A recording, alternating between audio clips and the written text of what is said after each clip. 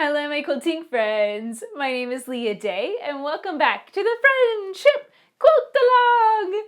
This week, we are making this beautiful checkerboard tiles block. It involves piecing some square and square units and this beautiful checkerboard border. So let's jump on the machine and learn how to piece this together step by step.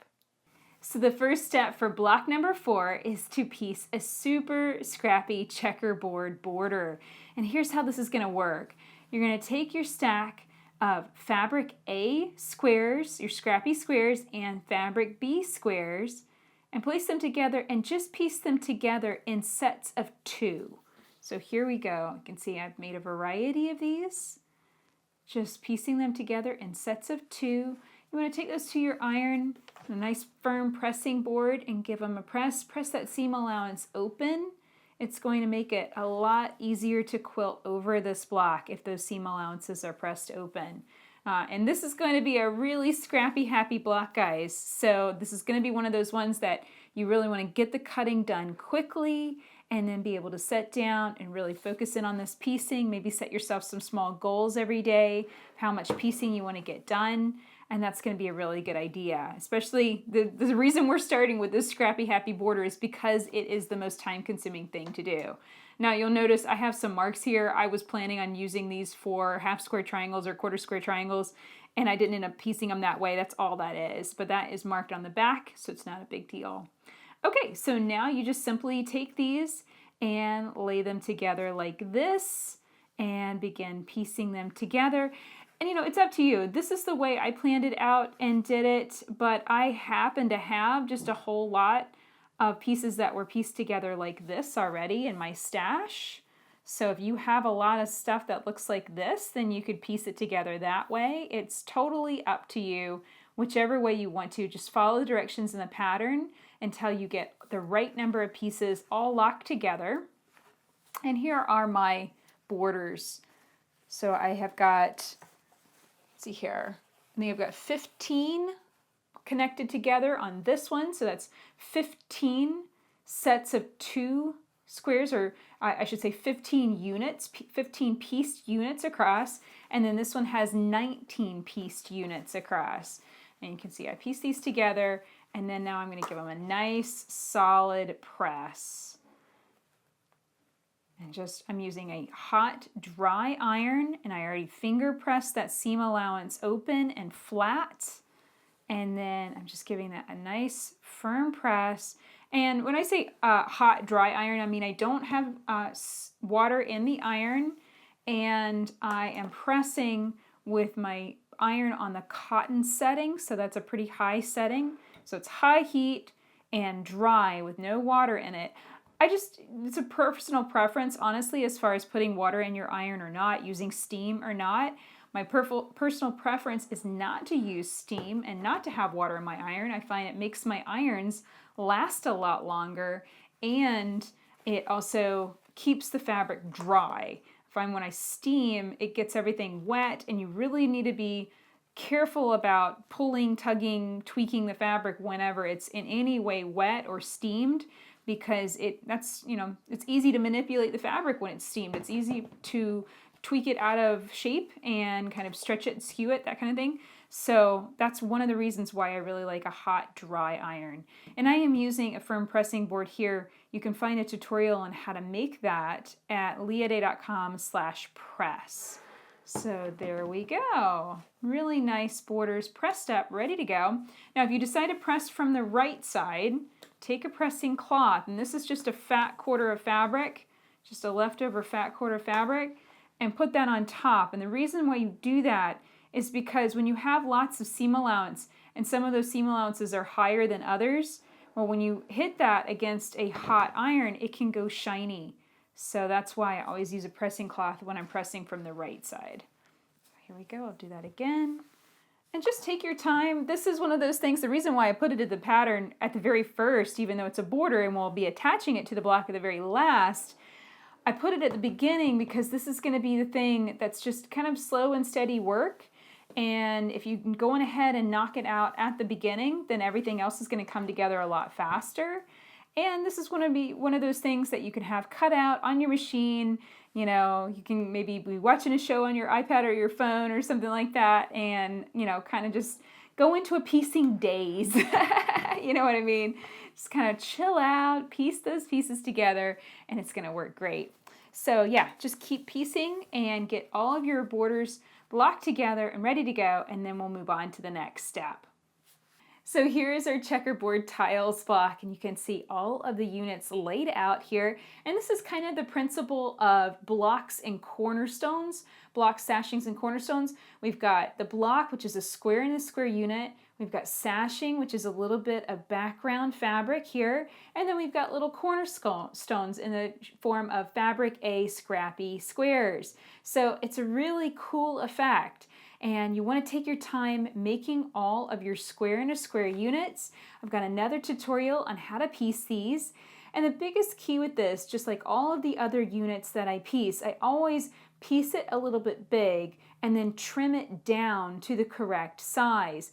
And I'll give you a warning, guys, on these. The square that you start with is an odd size.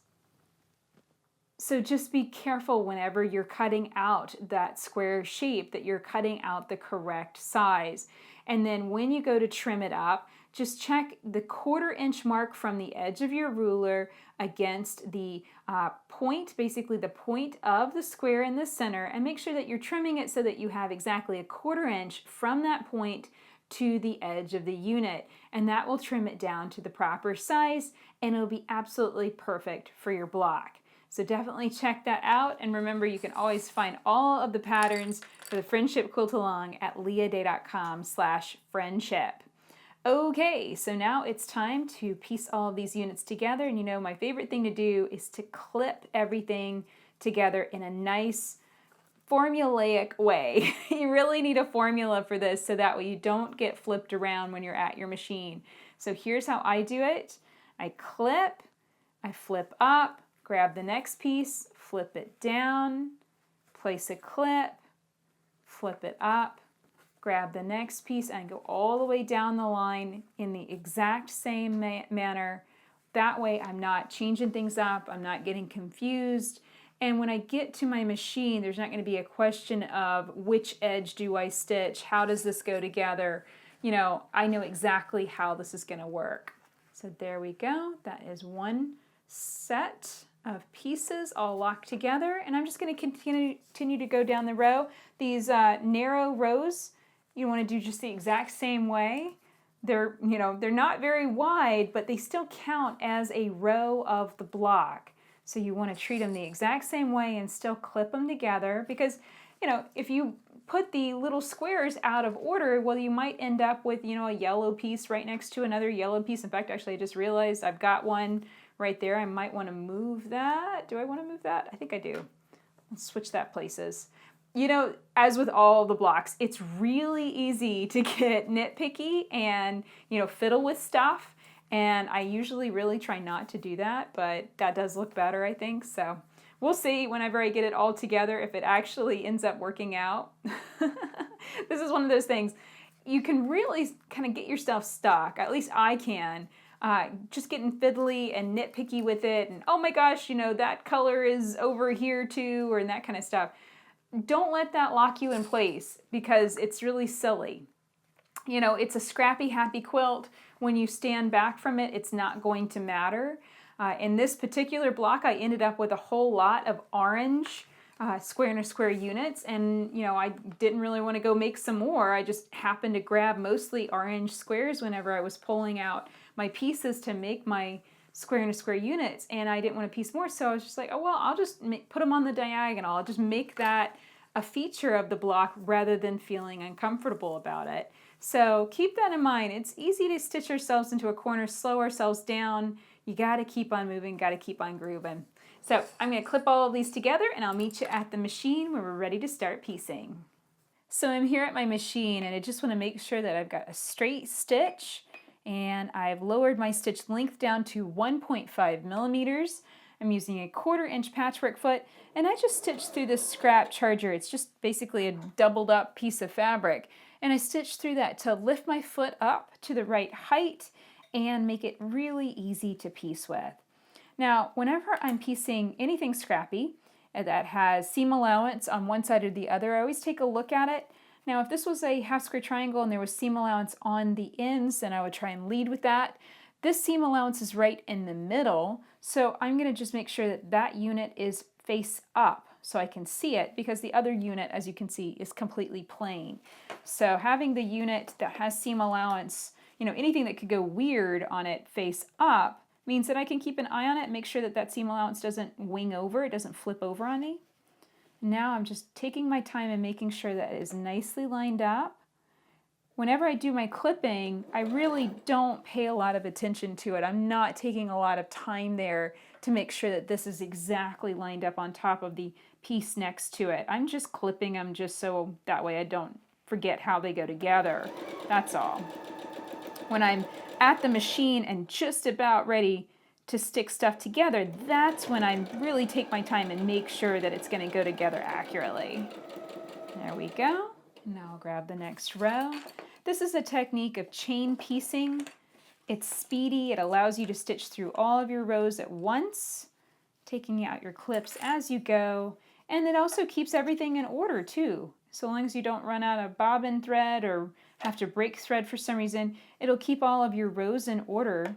So if you have a specific arrangement, if you've organized your blocks in a special way, then all of your rows will stay in the same order.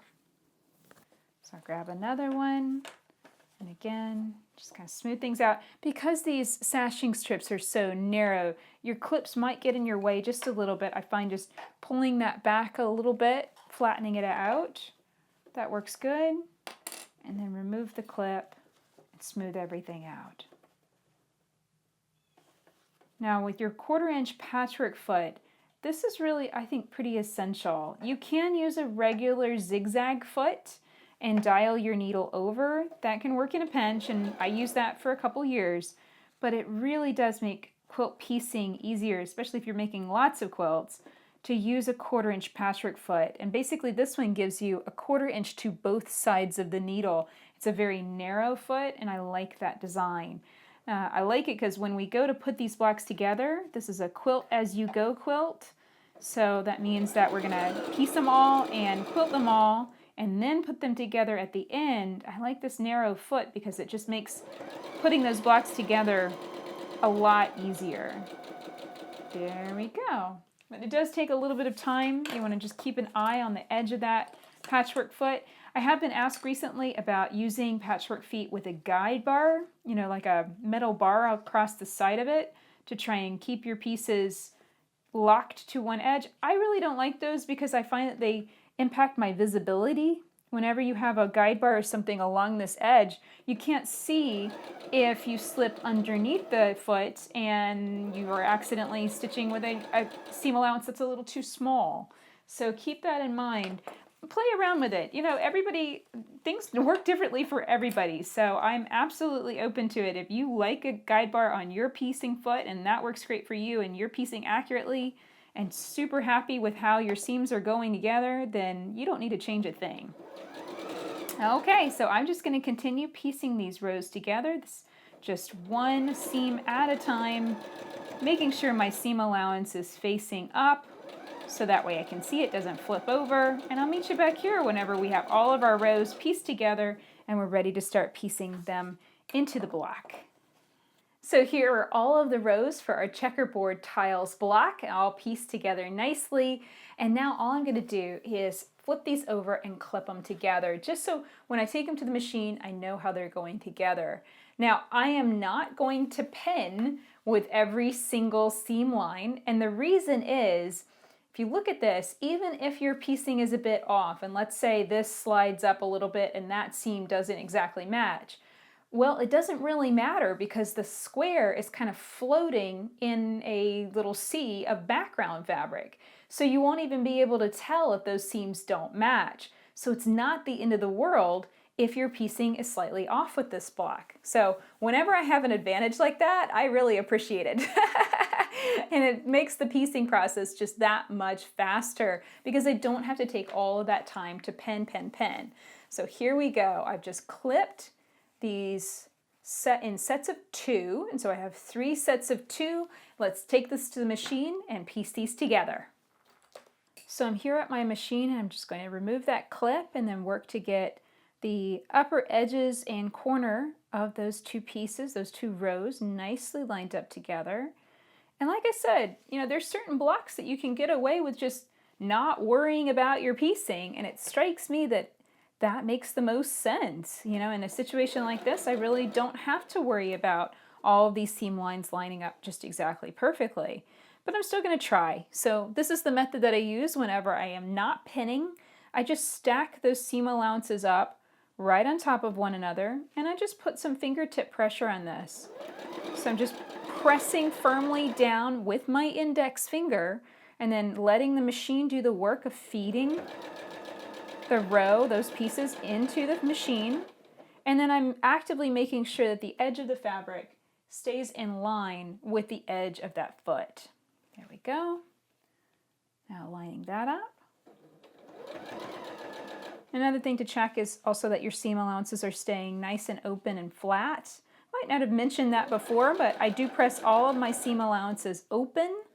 And the reason I do that is, especially on a block like this, it's going to get really bulky on the back. And that might be a real struggle to quilt over it whenever we go to our machine. So by having that seam allowance pressed open, it flattens it out and makes it less lumpy and bumpy, and your foot will be less likely to get caught up on it as you're quilting over it. There we go. And again, I'm just steadily going down. Whenever I have my needle in it on this seam, I just look down at the next seam I want to match. And the nice thing is we've got, kind of this little bit of sashing fabric that's going in here between those square and a square units. So as long as your seam line doesn't lop off the corner of your square and a square, and that really is down to, how you pieced your square and the square unit, how accurately that was pieced and trimmed is really what, that is down to. So as long as that piecing is good, then everything's going to work out great and these are going to look awesome. Now I do like the ends to line up just exactly right. So I'm going to make sure that the corners, this bottom corner, both on this edge and the bottom edge, are nice and straight and square. And I'm just putting a lot of pressure straight down with my fingernail. It's really kind of that part of my index finger. I'm pressing really firmly against my machine.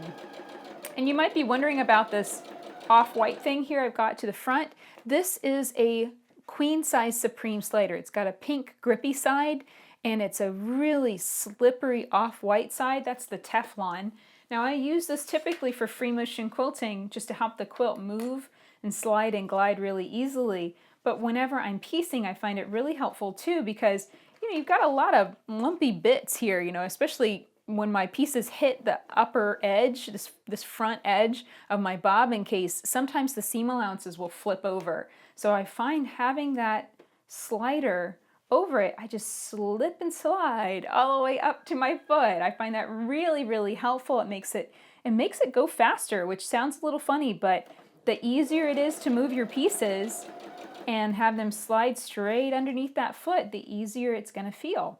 And I notice whenever I don't have a slider in front of my machine, it just kind of feels a little stuck, like the fabrics are stuck there for some reason. So I've definitely gotten used to that, and that is my typical thing, to always have this tool placed to the front of the machine like this when I'm piecing.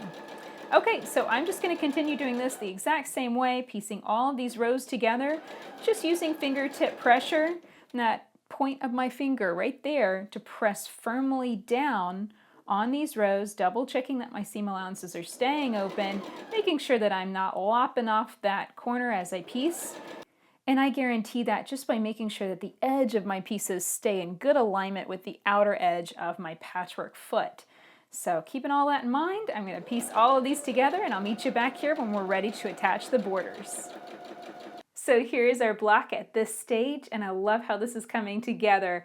I did press all of those seam allowances on the back open so they're nice and flat. And now it's time to talk about these borders. Now, whenever we were piecing these to create that checkerboard effect, the number one thing is to make sure that your pieces are cut accurately. And I know that there's a ton of these little 1.5 inch squares. That's the size that they are. I know there's a ton of them, and I know that that can seem really tedious to piece them all together.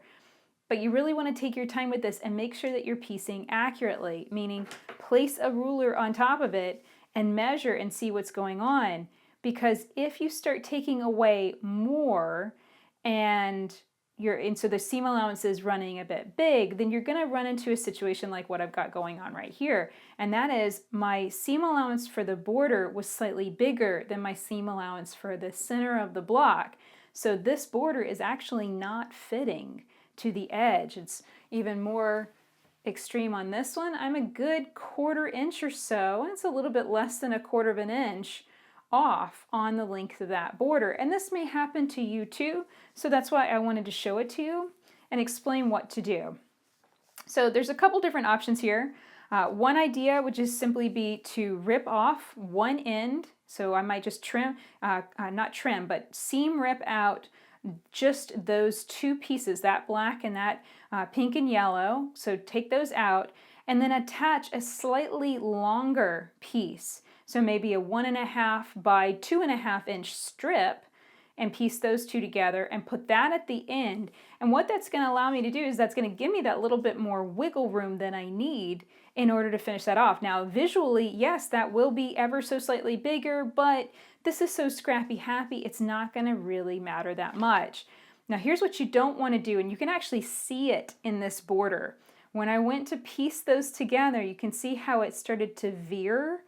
This is another thing that can happen when you're kind of force fitting. Like let's say I tried to take this and force fit it to the block, that would require stretching. You can see the stretch. Fabric is organic. It will move, it will stretch, it will bend for you. So if I take that and stretch it, I could make it fit, but what's going to happen is I'm going to get this bow going in it. And, is this the end of the world? Will this break the quilt? Absolutely not. If this is the way you want to do it, absolutely do it and know that that's a-okay. And I force fit borders for years before I realized, maybe taking the time to cut that off and add a little extra piece so that way they actually measure the same size, so that way they don't have to be forced together. And that will result, doing that extra step will result in the whole block resting flatter.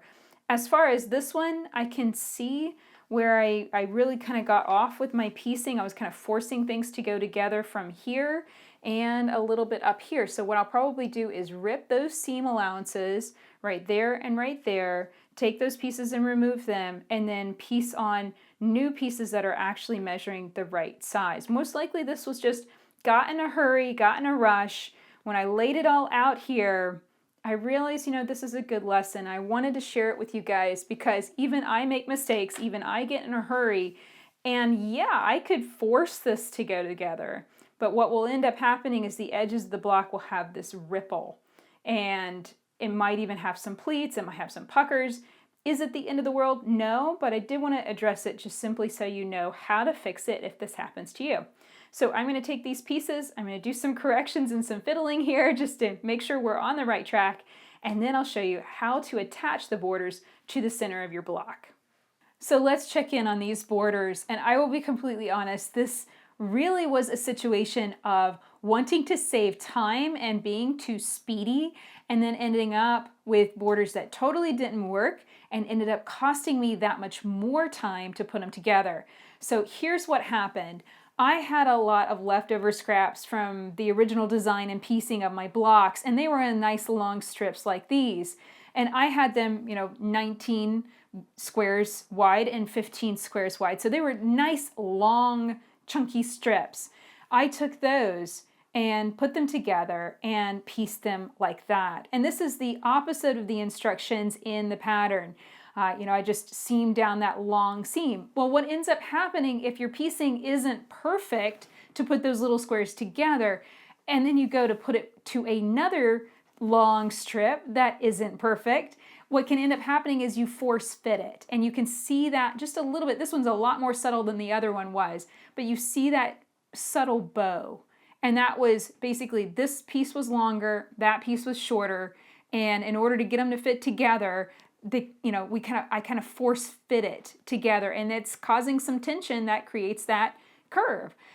This one was so pronounced that I ended up ripping off more than half of it and then pieced back the pieces in order to correct for it.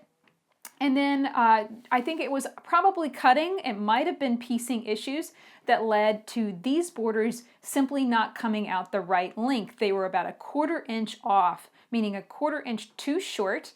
And if I had tried to piece those to the edges of the block, it wouldn't have worked. It would have really pulled the edges of the block, wing them out and cause that ripple, that curve in these borders as well. So my very first thing to say is the instructions in the pattern, I teach you to piece the borders together in sets of 2 for a reason, because I really think that's a better way of doing it. When you have these big long strips, it's just so easy to start force fitting.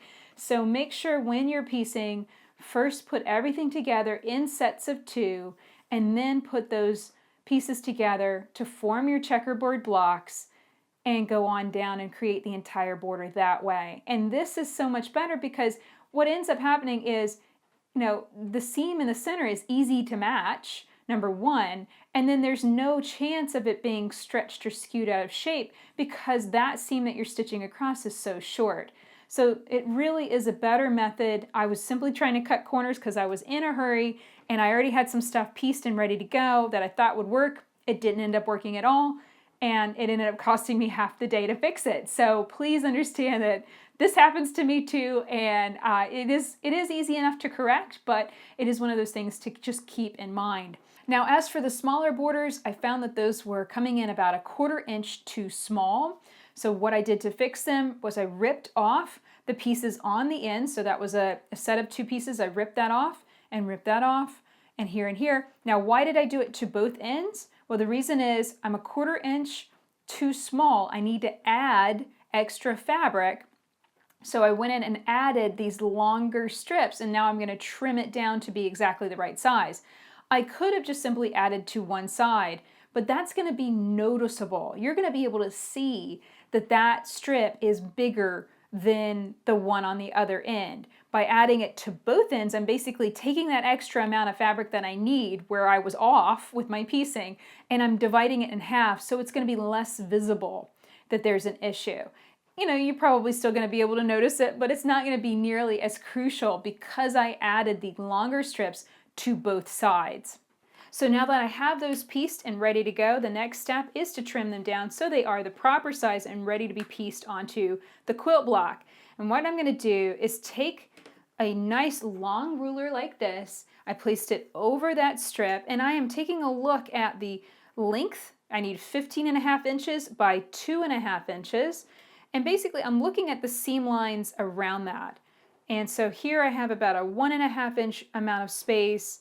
If I slide that down, I'm just going to kind of wiggle this back and forth until I feel like it's even. So that last square looks even between the two. It's about the same extra amount of fabric in both. And so that is looking pretty good. Basically, it's just 1/8 of an inch. I need 1/8 of an inch added over here and 1/8 of an inch added over there.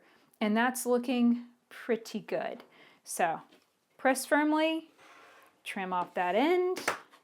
Now flip it over, and I'll do the same thing. And you can kind of see that that's going to be a little bit bigger, but it's really not going to be that bad. And I would much rather just simply trim this down and, have it be a little bit long on those ends than have to repiece the entire border from scratch. That would take a lot more time, definitely. All right, there we go. That's nice and trimmed down and ready to go. And I'll do the exact same thing with this one. So I'm here on my machine and I'm just making sure that those corners are in nice alignment. Fabric is lined up just as straight as it can be with that edge. And then now I have my pin here in the middle, and I'm going to back out on my camera just simply so you can see this is how I work with longer borders. I have a pin here in the middle, and it looks like I'm still having just a little bit of extra fabric in the quilt block and a little bit less fabric in the border, but that's okay. I can just let that ease through by keeping my finger on this pen and gently tugging it back. It's not a lot of fabric there that's shifting through. There we go. And I am not worrying about seam lines matching up. I've just kind of said, well, if things line up, they line up. If they don't, they don't. And this is the nice thing about this block. I would say if I made any mistake in any particular block, it's good that I made one in this one, because the checkerboard border doesn't really affect, it's not really trying to link in or continue any sort of pattern from the center of the block. So it's not the end of the world if it's off. And maybe that's comforting. It's comforting to me at least. So here again, we just hit that midpoint, making sure that the edges of those fabrics stay in nice alignment. And then now coming down here, I just like to get my thumb underneath it and then put a little bit of tension here at the end, making sure that they're just kind of giving it a little tug so it all stays nice and smooth and flat, just like so. And I do like to piece it so that the border is on top, because the border has more seam allowances. Pretty much how I choose to piece something to something else is I always just think about the seam allowances. How many seam allowances does one thing have versus the other? And whichever side has more seam allowances, I like to try and get that to be face up, simply so I can see it and make sure that those seam allowances are not flipping to the wrong side. There we go. That is one border pieced on. Looks good, and without even trying, some of those seam lines matched up pretty good. I'm pretty happy with that. Now flip it over to the opposite side, and we're going to do the exact same thing. I have it temporarily pinned there, and I'm just going to take my time, making sure that those fabrics are in nice alignment. And if you're working with black background fabric too, it is tricky. It's hard to see what you're working with. So make sure you have a nice bright light. I have an extra light here on my machine just so to help me be able to see those seam lines, be able to see those fabrics. There we go.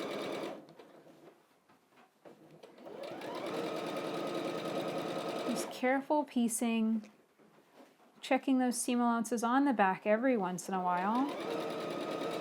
And I really do believe that this is going together so much easier.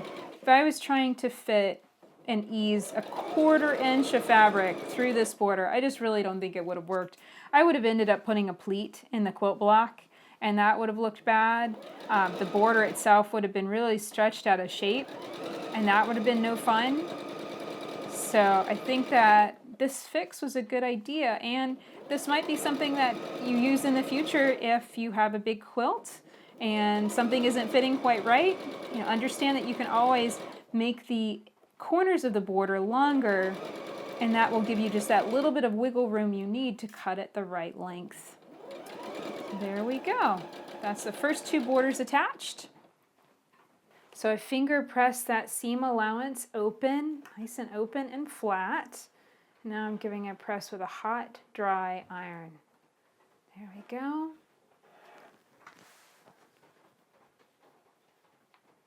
I like to take the time to do this with all the borders, especially because, that really affects attaching the next set of borders.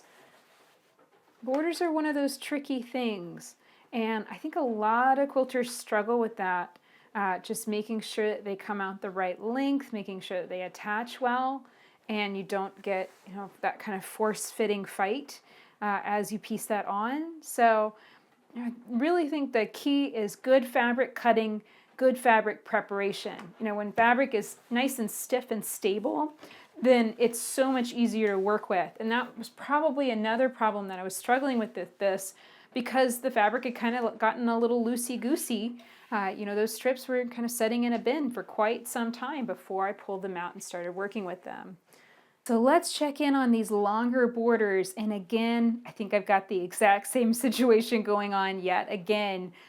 Either a combination of bad seam allowance or bad cutting, or the fabric kind of got loosey-goosey. I think maybe it's a combination of all of those things, but these are simply not coming out the right length. Here you can see this one, that's quite a bit of fabric off from where it needs to be. And I absolutely don't want to try and force fit that to that side.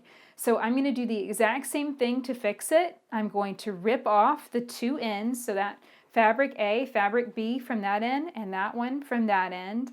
I'm going to take and piece on a set of strips. So I'll piece a fabric A to a fabric B 1.5 by 2.5 inch strip, and I'll put that on both ends, and then I'll be able to trim down the border so it exactly matches and fits the block. And yeah, these corners are going to be ever so slightly off. They're not going to look or be the same exact size as the center of the block, but I think that's okay. And this is the thing, it's all a learning process. It's all a process of figuring out what works, what doesn't work, where you really can't cut corners. And this is one of those situations, I think, this scrappy checkerboard border, you really got to take your time, got to make sure to piece it so that you're working in those units of 2 like this, so that you're piecing it side by side like that to create that length. I think that's going to make it so much easier too. So once I get it all done and put together, I'm going to add my fabric B border, and here is what this block is going to look like when it's completely finished. So that's it for this video. I hope you enjoyed learning how to piece this checkerboard tiles block with me. And we are going to learn 2 different fantastic ways of quilting this block this month, both on a home machine and on a long arm. So if that sounds like something that you'd like to participate in, come and find the pattern at leahday.com/friendship. We are a good bit into the Friendship Quilt Along, but I want you to know that you can start at any time and work at your own pace. The videos and tutorials that I share for each block will remain online forever. So come join in the fun of the Friendship Quilt Along and pick up your block patterns and find all of the tutorials I've shared so far at leahday.com/friendship. Until next time, let's go quilt!